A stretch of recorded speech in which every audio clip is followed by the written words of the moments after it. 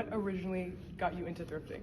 I think for me, it was kind of a way to get the clothes I wanted to without breaking the bank. It's definitely a cheaper alternative to get access to some of the clothes that I saw people wearing, but I maybe didn't want to spend all the money on. What has been your favorite places to go thrifting? My favorite place to go thrifting are definitely the Goodwill bins. That's my favorite. And then also just smaller local spots like Red, White, and Blue, and then the Goodwill here in Wilsonville. Are you at all into reselling, or what are your ways to resell if you? Yeah, so reselling has definitely become a bigger thing to me. I originally didn't resell. I kind of just thrifted to find clothes for myself. But as of lately, I've been reselling on Depop, which is an app to resell clothes and other used items. So I've been reselling on there, and yeah. Do you run any flea markets in the Portland area? I haven't yet, but this summer I'm hoping to do some flea markets. Maybe with some of my other thrift friends, just we can all do a booth together. But I'm definitely hoping to start do some in-person markets. What has been your best thrift find? My best thrift find has probably been a 1988 Akira promo shirt.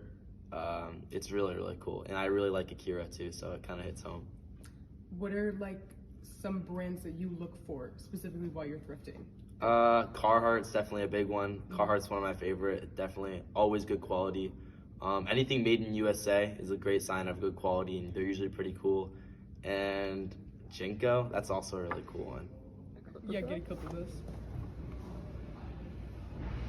So how did you get into thrifting originally? I just started to need clothes, and I didn't want to go and spend a ton of money at the mall or like at online or at in-person stores, retail stores.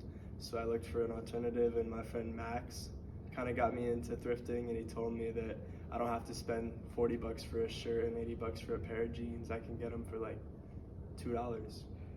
Okay. What are your favorite places to go thrifting? I really like the Goodwill bins, and that's pretty much the only place that I go now.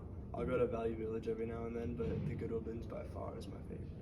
How have you been able to profit off of thrifting or like making a business off of it?